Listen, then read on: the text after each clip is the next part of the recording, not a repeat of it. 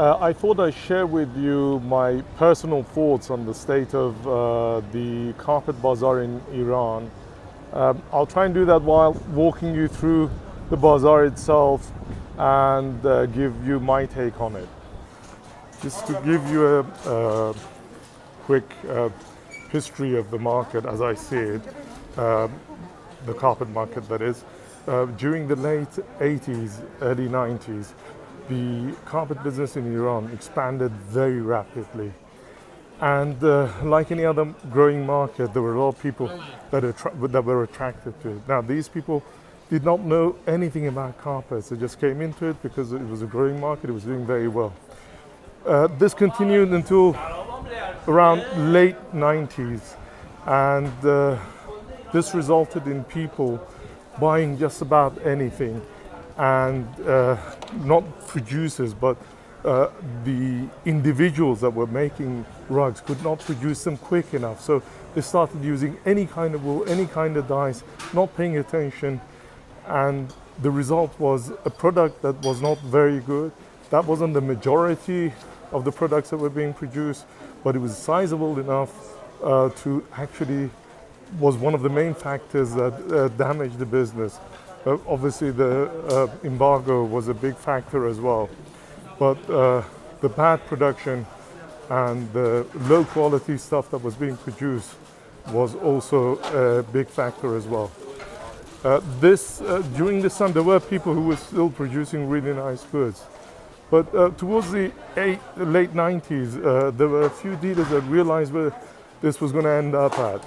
And they started, people like Razimiri started producing really high quality goods, what I call antiques of the future.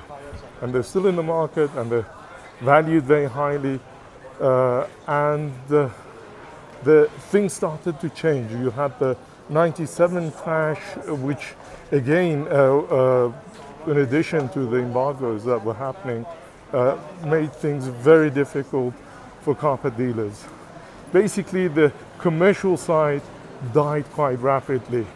This, I believe it was a blessing in disguise. This meant only people who knew about carpets stayed in the business. And they started buying the right stuff. This resulted in people having to produce the right stuff. But the production went down quite dramatically. Whereas in the early 90s, the late 90s, prices were dropping. Prices gradually started rising again, which was quite understandable. And you were getting better stuff. I'll try and go through some of the sarais or bits of bazaar that are carpets. The one that we're going through is traditionally Tabriz and finer goods and that type of stuff. So the production got better, but it went down quite rapidly. And now that I'm talking to you, there aren't that many people who do commercial stuff. But the ones that are doing it, at least they're doing nice stuff. And I think once the embargo is lifted, you will see a bigger portion of the market being taken over by Iranian goods.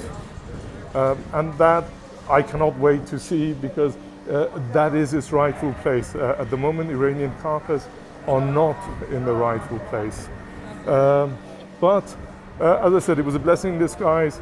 Things started improving.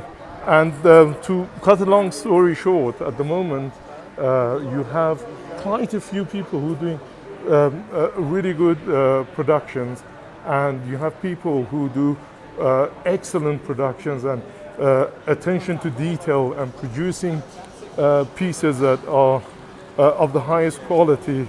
The real Persian carpet, as I call them, are coming into the market in an extremely difficult market, and trying to make things happen. Now, you see these shops here. In the early 80s, these were all carpet shops. And the carpet bazaar encroached on all the other bazaars. But you can see now, this is all now fabrics. And if you go to the other end of bazaar, a huge part of it, the carpet business has been turned into ladies' underwear. All these shops had always had stacks of carpets in and in front of them, and that has gone. And this is what I was trying to tell you. It's about 10:30 in the morning, and a lot of shops aren't even open. And before, you used to come at 8 in the morning, and most of these guys were working. There were always things happening. The reason, I mean, these shops that you see here, these were all carpet shops. There's no way that you would go through this part of Bazaar, Kuche Kababiya, and see these people here. But you still have the people who are carrying on and doing really good work in a very difficult situation. And you've got these beautiful sarars. Still keep the traditional old look. And it's really a shame.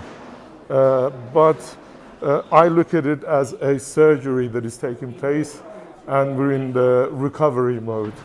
And I hope this will happen quite soon. And the way I see the future is that the better qualities, which inevitably will be at a much higher price than you used to, because the quality has changed and they're producing better qualities, affecting the market, and the middle qualities becoming stronger.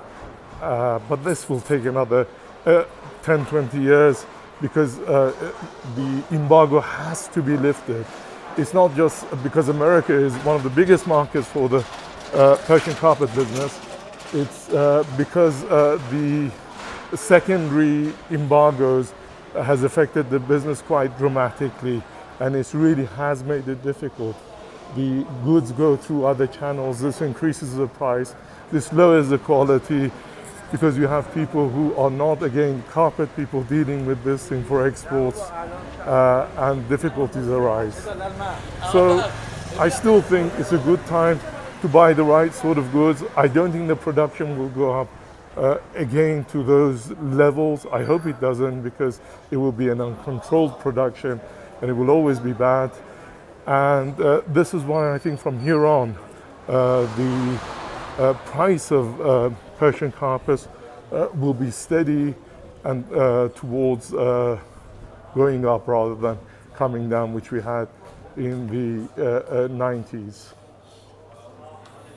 I hope this will be of some help for people who were wondering what's happening. And I stress again, it's my take on the bazaar and on the Persian carpet business at the moment.